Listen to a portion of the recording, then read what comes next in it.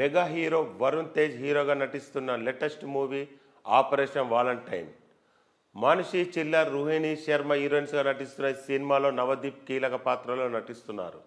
మార్చి 1న Operation Valentine సినిమా గ్రాండ్గా రిలీజ్ కానుంది. ఈ సినిమా ప్రీ రిలీజ్ ఈవెంట్ ఇటీవల గ్రాండ్గా జరిగింది. ఈ ఈవెంట్కు మెగాస్టార్ చిరంజీవి ముఖ్య అతిథిగా హాజరయ్యారు. ఈ ఈవెంట్లో మెగాస్టార్ మాట్లాడుతూ టాలీవుడ్ దర్శకులపై షాకింగ్ కామెంట్ చేశారు. ఆపరేషన్ వాలంటైన్ సినిమాకు శక్తి ప్రతాప్ సింగ్ దర్శకత్వం వహించారు. ఈ సినిమాను కేవలం 75 రోజుల్లోనే తెరకెక్కించారు. తక్కువ బడ్జెట్తో శక్తి ఇలాంటి సినిమా చేయడం చాలా గ్రేట్ అన్నారు చిరు.